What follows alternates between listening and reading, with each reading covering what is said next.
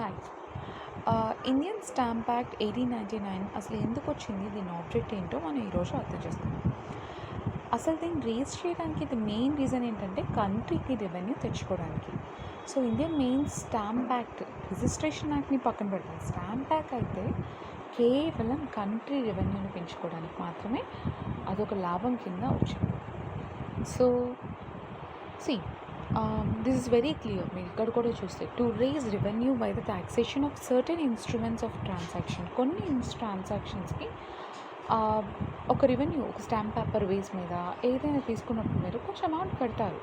So ఆ revenue అన్నది కంట్రీకి వెళ్ళడానికి ఇక్కడ ఒక except in few cases of document though not duly stamped and made admissible on the payment of the duty and penalty. So ఇక్కడ మీకు క్లియర్గా అర్థం చేయాలి దీని ఆబ్జెక్ట్ ఏం చెప్తుందంటే నేను రెవెన్యూ తెచ్చుకోవడానికి కొన్ని కేసెస్లో అని మాత్రం చెప్తుంది. అండ్ కొన్ని కేసెస్లో ఎప్పుడైతే స్టాంప్ డ్యూలీ అవ్వదో అది అడ్మిసిబుల్ అవుతుంది అని చెప్తుంది. దీన్ని మీరు పాసిబుల్గా తెలుగులో కూడా చూడవచ్చు. If the pattern is like ఎలా చెప్తారంటే ఇది మనం తెలుగులో కూడా ఒకసారి చదివి చూద్దాం. So Indian stamp act only మనకి స్టాంప్ ఉన్న వాటిని డీల్ చేస్తుంది. కానీ సర్టన్ కేసెస్లో అలా కూడా జరగలేదు, అంటే స్టాంప్ లేని వాటిని కూడా డీల్ చేస్తుంది అన్నమాట. ఎలా అంటే స్పెసిఫిక్గా మీకు ఎలా చెప్పాలి అంటే ఒక పెనాలిటీ, ఒక జరిమానం బట్టి చేసుకోవాలి.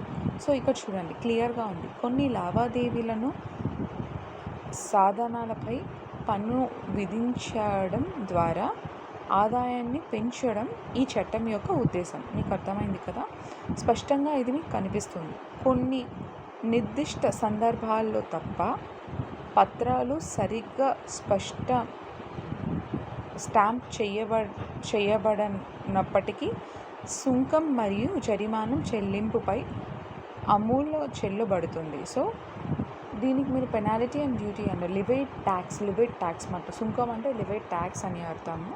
అది వేసిన తర్వాత దాని యొక్క ఇప్పుడు నా దగ్గర ఒక డాక్యుమెంట్ ఉంది, దాని మీద స్టాంప్ లేనప్పుడు ఏంటంటే ఆ సుంకం, ఆ జరిమానం పడిన తర్వాత నాకు ఆ పేమెంట్ తర్వాత ఇది చెల్లుతుంది అన్నమాట. So that paper can be valid, admissible అవుతుంది ఒక ఎవిడెన్స్ లాగా.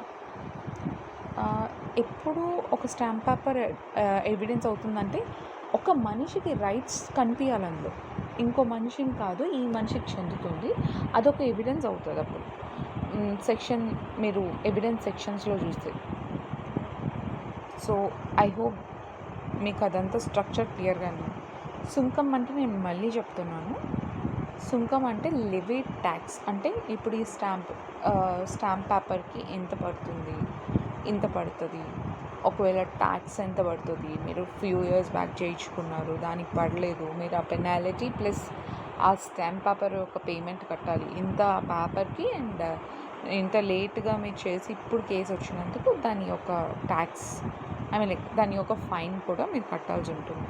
అప్పుడే అది వ్యాలిడ్ కింద అది అడ్మిసిబుల్ అవుతుంది, అనుమతించబడుతుంది. అంటే కోర్టులో అది యాక్సెప్ట్ అవుతుంది అని అర్థం అన్నమాట. సో మీరు ఇప్పుడు ఎవిడెన్స్ ఏదైనా తీసుకువెళ్ళాలన్నా కూడా మీకు ఫస్ట్ యాక్సెప్ట్స్ అయితేనే కదా. స్టాంప్ పేపర్ లేకుండా ఒక బ్లాంక్ పేపర్లో మనం ఏది చూపించాం. సో స్టాంప్ పేపర్లోనే డెఫినెట్గా ఏదైనా స్టాంప్ డ్యూటీస్ అన్నవి క్లియర్గా చూడబడతాయి. కాబట్టి స్టాంప్ పేపర్ ఒకవేళ స్టాంప్ అవ్వకపోయినప్పటికీ మీరు దాన్ని లెవేట్ ట్యాక్స్ అంటే సుంకం మరియు పెనాలిటీ ఇంకా ఫైన్, జరిమానం వేసి దాన్ని అడ్మిసిబుల్ చేసుకోవచ్చు అన్నది ఇక్కడ మ్యాటర్. సో మీకు ఇది క్లియర్ అనుకుంటా. ఎలా మీకు క్లారిటీ